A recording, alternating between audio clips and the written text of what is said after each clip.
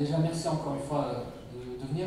Alors, j'ai une question. Il n'y a pas longtemps, j'ai eu certaines idées.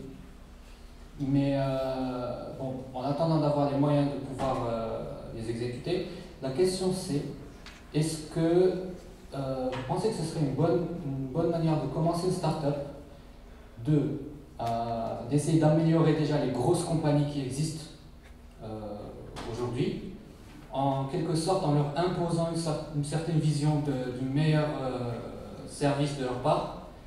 On va dire par exemple, si on imagine une meilleure plateforme pour la CTM, par exemple, je dis n'importe quoi, est-ce que ce serait une bonne manière de commencer sa propre compagnie en présentant par exemple un projet à la CTM, un projet bien fait, voilà, et de cette manière, on aurait un peu une approche comme Apple avec ses consommateurs en imposant sa vision des choses. Est-ce que vous pensez que ce serait une bonne manière de commencer sa compagnie en améliorant déjà ce qui existe pour ensuite peut-être avoir les moyens techniques et les connaissances pour créer quelque chose from scratch? Sure. Alors, toutes les grosses compagnies ou les startups qui ont réussi que je connaisse, elles ont toutes commencé avec quelque chose qui existe déjà. Encore une fois, Facebook, il n'a pas commencé son réseau à l'université Harvard from scratch. Là. Il y avait déjà le BBS, là. Hein? Il y avait déjà des billboards d'étudiants. Ce qu'il a fait, c'est qu'il a travaillé sur le user interface. Right? UX, c'était ça l'innovation de Facebook. Plus le timing. C'était à l'époque où la mobilité commençait, là, les iPhones, les serveurs, et ainsi de suite. Donc il commençait avec quelque chose qui existait déjà. Google a commencé avec quelque chose qui existait déjà. Quelque chose qui s'appelle l'Internet. Qui lui-même était un produit de l'armée américaine. C'était l'APAC au départ. C'était le réseau qui connectait tous les centres de recherche, les centres d'opération de l'armée américaine. Ce que Google a fait, c'est qu'il a développé la capacité de search qui est intuitive.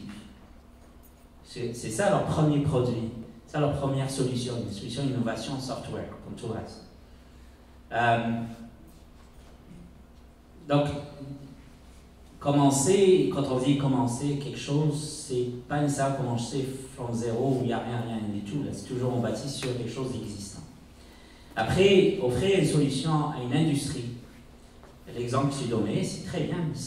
Donc, ce serait dans le B2B. Ce serait une start-up dans le B2B, non pas une start-up dans le B2C. Ouais? C'est excellent. Et surtout que maintenant, je pense que toutes les grosses entreprises déjà établies, ont été éduquées sur la révolution digitale, puis ils cherchent toutes à avoir des solutions digitales maintenant. Donc oui, c'est très bien. Allez-y.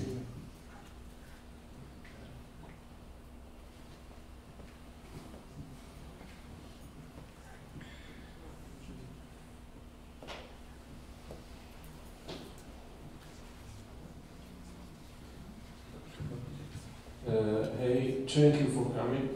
It's always good to see Moroccan minds doing so good in the world. My question would be, if you wanna start up something, do you think it would be a good idea to have the product finished 100% or to go and publish it while in the making? My other question would be that do you think we should start locally or globally? Me and my friends, well, personally, I think we should start globally, but my friends always say that we should start locally. I don't know why, but that's it. Yeah, okay. Very, very good questions. Two very good questions. So, let's start with the global thing. A startup needs to be, according to what we've seen so far, has to be by design global. Your market is the world. That's how you need to think about it when you start a startup. The market is the world. That's it. That's why all these guys in Silicon Valley, they're claiming that they have a mission is to change the world. Okay? They all have that in this mission statement.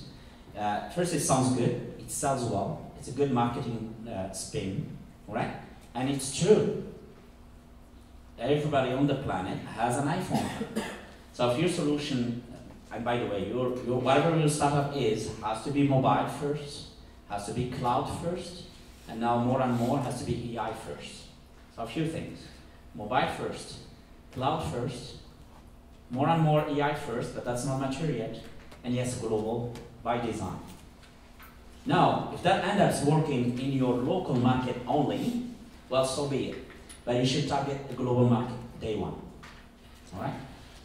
Now, your first question. It was a good question. I forgot it now. I'm getting old. What was your first question again? It was that we either publish our product while... Yeah, no. Yes, 100%. No, totally not. Totally not. The idea of, and that's the thing with software. If you're selling this, you cannot sell a bottle of water without the cover or without the label. Well, you could, but well, right? You cannot sell half a bottle. But software, you can sell a software that's working at 20%, 30%, but it's not perfect. It doesn't have all the features or all the functionality you want. But it still has one functionality that you want to put on the market out there. So you do the first functionality, the first feature, you put it on the market, and you test it. You test it by your customers. You don't test it internally. You test it by your customers, by your potential customers. And that's how you learn. Some things will work, some things will not. And you keep improving your product. By the way, a startup product or software product is never 100% finished. Never ever. On that one, I highly recommend a book called Lean Startup by Eric something. Someone can Google that one right now here. Lean Startup, Eric something.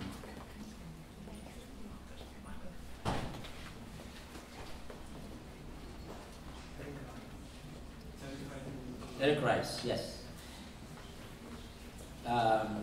So the answers to your questions, they're in that book. People in Silicon Valley read that book every day.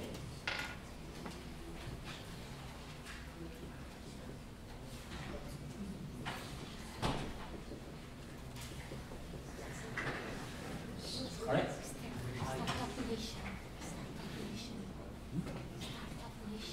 Yeah, and there is the other book.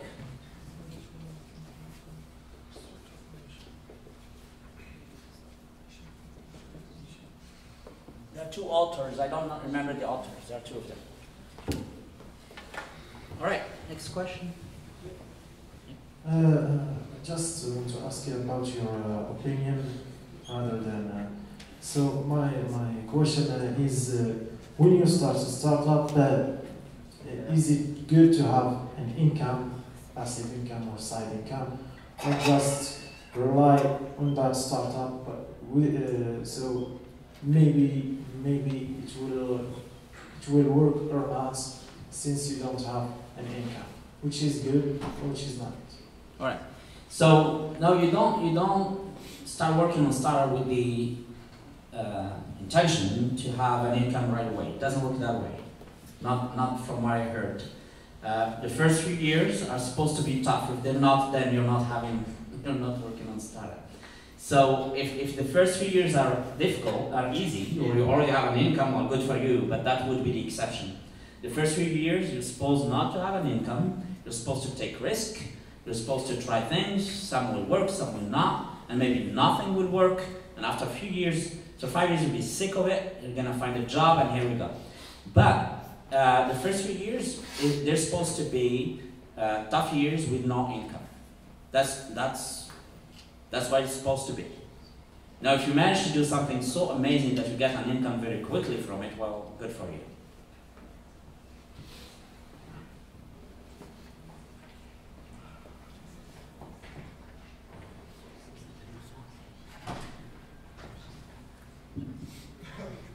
Hi. So my question is, so the very nature of startups is that you have to expect some kind of failure. I believe in a mantra that says that you should fail faster. Yeah. So, and that's which creates a contradiction. Mm. How much do you believe you should believe in making your idea true, and knowing when to bail out of that. Yeah, no, that's the whole idea of you have to fail fast, right? The idea there of failing fast, again, it's a software thing, right? When you make something like this, you cannot fail fast. There's a process to follow from the raw material to building this, and there's a chemical process and production process. You can try to go as fast as you can, but there is a physical limit to how fast you can go, right? Well, with software, you're all software engineers here, and you know what I'm talking about. You can code for 2-3 days and build something, and here we go. And you put that stuff on the internet somewhere with some app, you publish your thing on Apple Store, and you start talking about it and try to turn it into a viral thing. Maybe it's going to be working with your friends and family and stuff like that. You try, and they will like a future or two. You have to go back and change the software, and you will be able to put it back in there in just a few hours. The process of improving a software is a process that's very quick, can be done very quickly, and that's what we mean by failing fast. So it's putting a version 1 out there to be used as quickly as possible and keep trying the same thing until you get the right features and the right UI and the right tools that the customer is willing to pay for. So if we take the idea of startup as a whole, you said when you finished your speak that you should be okay with failing in the whole project. Yes. Besides developing the idea. Yes. So how should why did you say that? Oh, okay. Okay. This is the whole idea of learning from failing has been forever, right? Everybody will say un artisan d'allen, il est en train d'apprendre là. He doesn't know how to make whatever he has to make right away, right? He has to learn and fail a few times, and that's how he learns. The thing is, culturally, back in where this whole thing started, in North America, back in the 80s or something like that, the idea of failing became a negative thing. And everybody was following a very predefined process. If you finish school, you go to the best universities, you try to get the best marks, so you can go to the best universities, to Harvard, to Stanford, etc. You make your way there, you go to big corporations like Boeing, etc. You make your way to become president, right? That was a predefined route that you're supposed to take. And then sometimes when this whole Silicon Valley started, this whole idea of Silicon Valley of changing the world, transforming the world, they said, no, we don't like it. We don't like that predefined process. We want to try stuff, and it's going to fail, it's not going to work, but we don't care because we believe that what we're going to be building will change the world. And that's the whole idea of keep failing and trying until something works, as opposed to having a clearly predefined process or predefined route. Okay.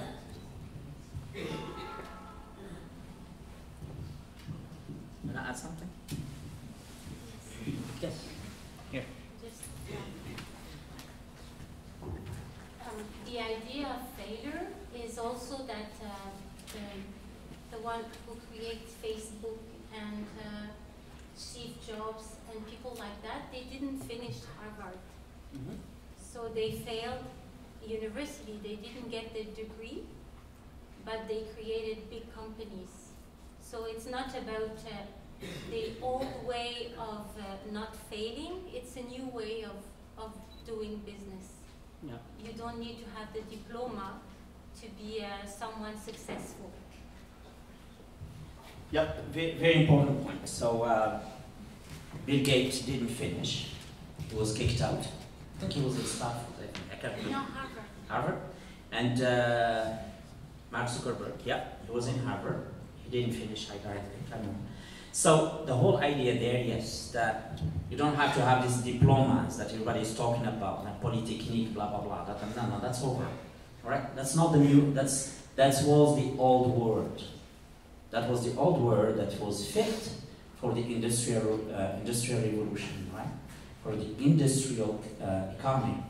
For the new economy, for the digital economy, what's important is not to have diplomas from Harvard and this and that. It's to try, fail, etc. until you succeed. You're supposed to change the world with that.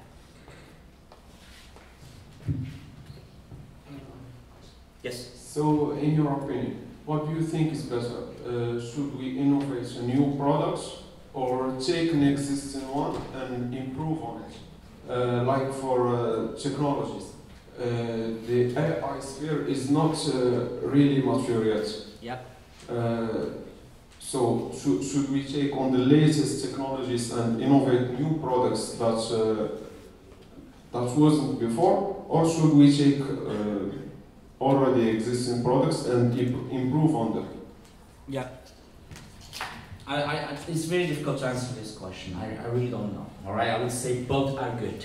Both options are good, right? But yes, you have a point there about AI being not as mature as other areas, all right, of this whole digital revolution. So there is certainly more space there than the others because it's new, okay? There is still space to innovation and creating new stuff, new products, new whatever. Now, improving an existing product, as long as the improvement is based on software, then go for it. Think of a product and think about how to better use it or improving it using software. And there are thousands or millions of ideas out there, right? In agriculture, in food, in industry, in services, in everything. Another book, so called Analytics. I can't remember the title exactly, something like that, by Alistair Crow, Ben Scholars. This book will give you ideas, or give you it's kind of an anthology or summary of how to create business value using data and analytics, right? And it shows you the various type of business models are out there using data. It's a good read for your question. Okay. Maybe one more on your question. One business model that seems to work very, very well. It's a business model where it's about asset optimization, existing assets optimization. So let me give you an example, what I mean by that. So Airbnb business model is asset optimization. So Airbnb is not building hotels, it's not building homes, it's not building anything new. What they're doing is they're saying there are all these homes all over the planet that could be a hotel. Let's just turn everybody's home, everybody's room into a hotel. That's what they did. So that's a business model. It's called asset optimization business model. That's also Uber's business model. That's also Uber business model, correct, right? So that one, I don't know, intuitively I have a feeling that it's easier than building something from scratch. But then you have to think about the asset and etc. Okay. Thank you. Okay. The questions?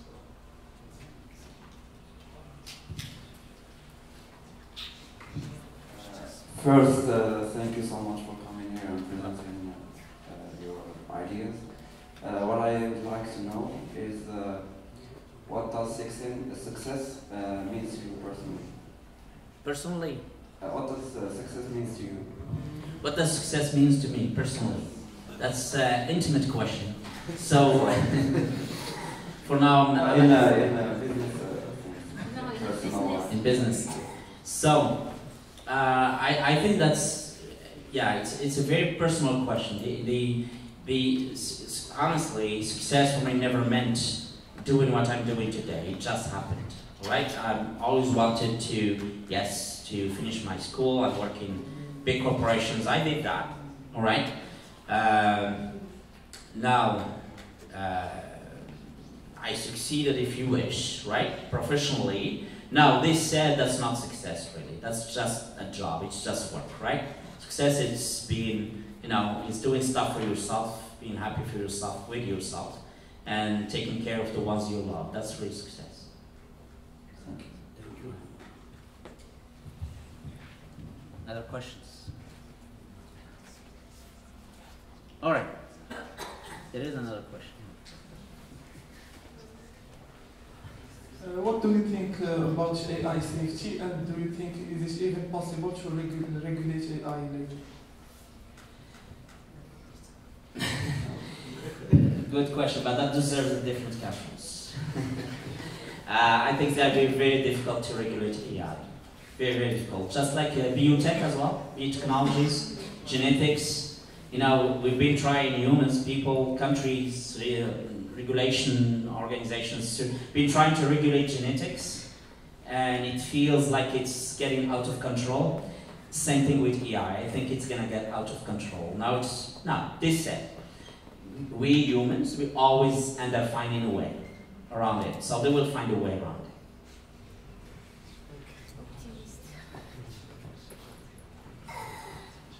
Okay, all good?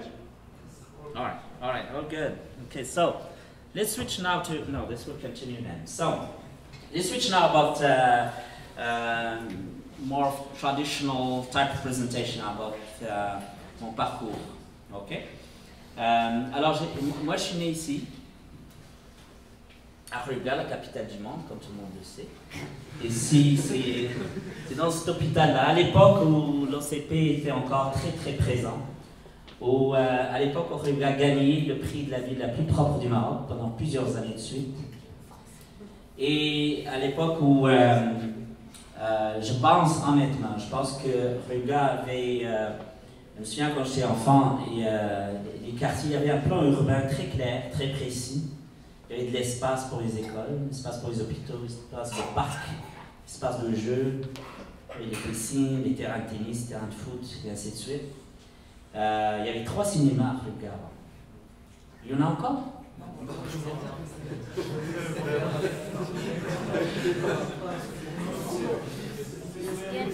Le cinéma luxe, le cinéma météore, et le cinéma de l'OCP.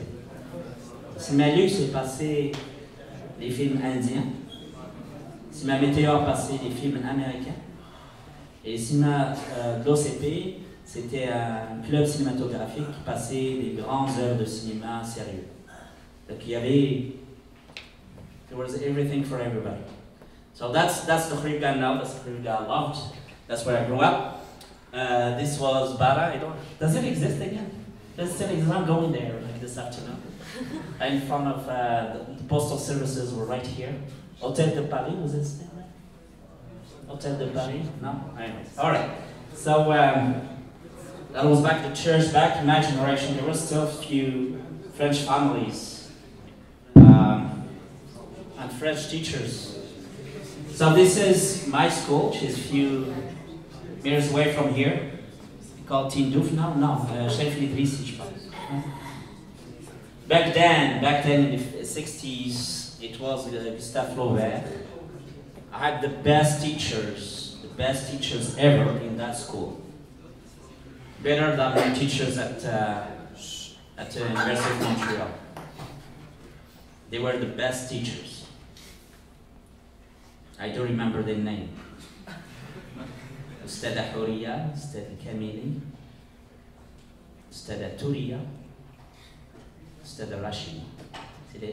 The 4 that I had for 5 years I was at primary school. They were the best teachers ever. Lycée Ben Yassine. This was a great high school. We had, I don't know if that's still the case, we had labs here. This was physics, chemistry and physics labs with all required equipments to learn, right? And that was all thanks to l'OCP, I think. It was financing all that stuff. And I had, when I was at La Terminale, my teacher was Salma Benhima, the wife of Monsieur Benhima de la Ram. And she was teaching us mathematics. And she was the one who taught me about computing science. I didn't know what computing science was back then. I didn't have a laptop or anything. And she was the one Tell me about it. Maybe one of these classes up here. Said, go do computing science. And after the math classes, she would do cinema club, and she would bring movies for us to watch and discuss. If there are still teachers like that today, that would be great. No?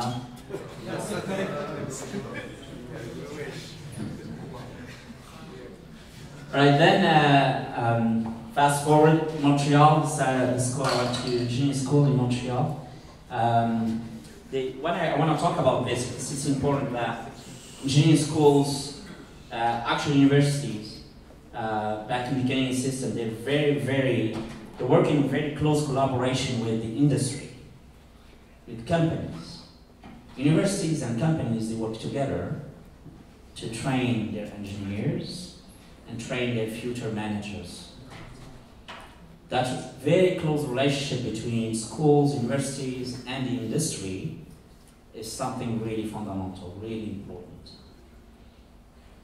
I'm hearing that for your school here, it's getting popular. A lot of industries are interested in getting closer to you guys. That's a good thing. So you're not learning in a vacuum. You're learning in connection with the industry. So I worked in mining, maybe because my father works in mining. So I worked at Rio Tinto, and I worked on one of the projects I worked on. There are two projects I worked on. This one is the operational center. So remotely, all the mines were controlled remotely from one operational center. And we're able to control what's happening at the mine, control the operations of the drilling, and trucks controls, and trains, and shipping, and etc. This project I worked on, where we actually worked on improving the chemical process of mining using data. Right? So collecting data from the process plants and continuously improving the process plants on a daily basis. Okay? The truck there, it's a fully autonomous truck. There's no driver. So in Northern Australia, where there are biggest iron ore mines in the world, so all the trucks are already autonomous there. They're already controlled remotely from this center, which is about 3,000 kilometers away. And the trains as well are controlled remotely. There's no driver anymore. So it's not science fiction, it exists, it works. Yep. Is everything in the mine automation? A lot of the mine operations are automated. There's still a lot of manual work, obviously, but there's more and more automation, yes, going on. Why? Because the value is not in the mining anymore. The value is here, in the processing. Analyzing the data, improving the chemical process and metallurgical process. But I keep saying, data is the most important thing now. That's because it is. Yeah. And you're willing to make everything working with AI? They are working on that, yes. So ideally, you have first to automate, collect the data, bring it to a data processing center. Start by doing basic analytics that are driven by people, by engineers. Once you have that all sorted out, then you can run AI algorithms on it, right? And the more data, as you know, guys, the more data you have, for AI to work, you need data. If you don't have enough data, you cannot have AI, right? You understand that, right?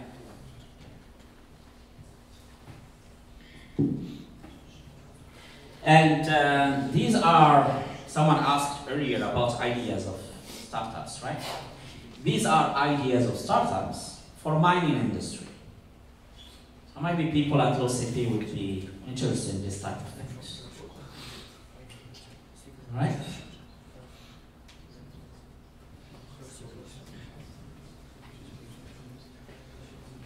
Maybe this slide, I should send you this slide. All right. That's it, that was my last slide. Opportunities for people like you. If you have to take a few messages here, think of data as a raw material for the future economy. But future creation of value. Think of learning and failing as a normal thing. Think of the market as a global market. There's nothing as a local market anymore. It doesn't exist. Anything you do, think about it globally. And there are opportunities everywhere. Just try. Just give it a try. Maybe it's gonna work, maybe it's not, but just give it a try. Start something. All right? Thank you.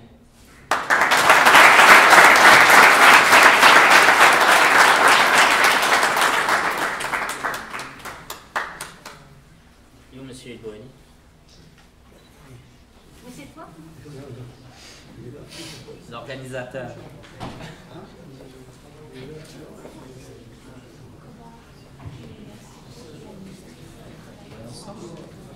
On va leur donner l'opportunité de poser d'autres questions. Bon, en attendant M. El Bouhali, là, si vous avez d'autres questions, j'en prendrai. Et Amin.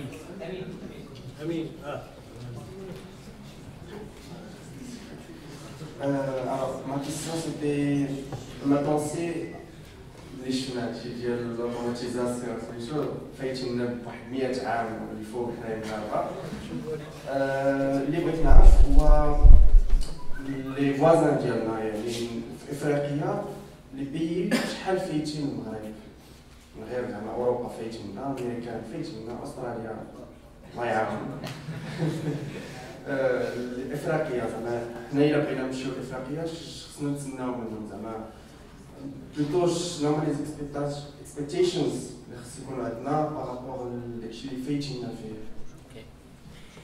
Alors, first, moi je pense pas que l'Europe ou les États-Unis ou l'Australie faitina tant que ça. Je suis pas convaincu. La Chine faitina. Et pas les États-Unis, pas l'Australie. Les enfants chinois vont à l'école. Ils apprennent plusieurs langues, ils apprennent le produit scolaire normal de base, plus ils apprennent au moins de sport, plus ils apprennent au moins 2 instruments de musique. Et tout fait, ça c'est fort. Okay?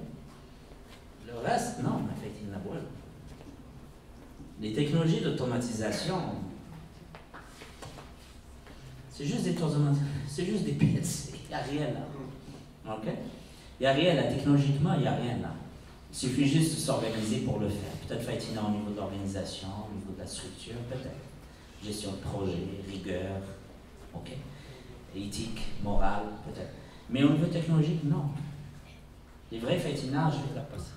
Les vrais Faitina, c'est les Chinois. Donc là, où les enfants, à 10 ans, l'enfant connaît déjà 2-3 langues, pratique déjà 2-3 sports de très haut niveau, et joue déjà 2-3 instruments de musique.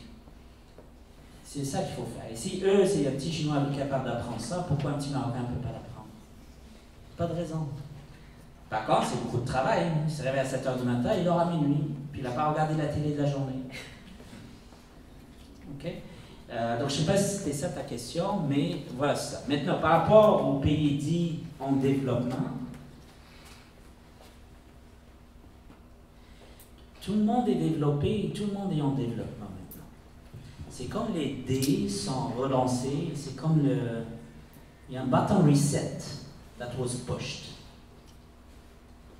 Globalisation pushed the reset button. Fait qu'il y a de la place pour tout le monde maintenant.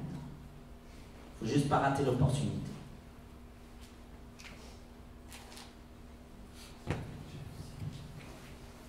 Can I add something?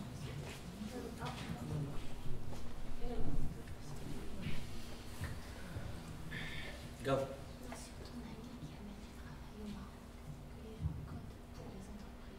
Oui, j'en parle tout à l'heure. D'autres questions?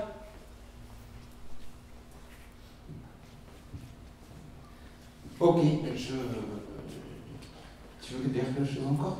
Je pense, Soraya, mon épouse, veut que je finisse sur une note là, très positive de quelqu'un, un Marocain qu'on connaît à Toronto, qui a fait ses études à Academy, qui était un excellent élève, qui a été remarqué et qui a pu avoir une bourse pour aller étudier à Toronto. Il a étudié à Toronto, il a fini ses études en computer science. Il aurait pu aller travailler dans une entreprise, ce qu'il n'a pas fait. Il a fait le choix de start something. So he started something. Et son entreprise maintenant marche bien, ça fonctionne. Il a créé des centres de développement et de services ici au Maroc, à Rabat. Il a je pense une trentaine d'employés dans son centre de travail. Il travaille beaucoup avec l'école Hassania, je pense, ingénieur qui est à Rabat, pour avoir des employés pour son entreprise là-bas. Et en plus de ça, il travaille avec des organismes à but non lucratif, des associations, pour pour amener des équipements pour personnes handicapées et surtout ouvrir des centres de formation pour des jeunes dans sa région, d'Aït-Barman. Donc pourquoi je donne cet exemple? C'est pour dire que tout est possible. Okay? Il ne faut plus avoir cette pensée de non, c'est le seminar, non, non, c'est fini ça. Fini. Il y a des opportunités pour tout le monde, tout est possible, il faut juste essayer. Ok? Ok. Je vais ajouter juste par rapport à ce qui a été dit tout à l'heure que le cartable dans le SAT, grâce à la révolution technologique qui est basée là-bas. Par contre, effectivement, le bouton recette appuyant, donc il y a juste un petit peu de temps, le train de Daradi. Mais il est encore à une vitesse qui nous offrir. Alors attention, il faut vite monter dans le train. Merci beaucoup, c'est Hassan, d'être venu ici.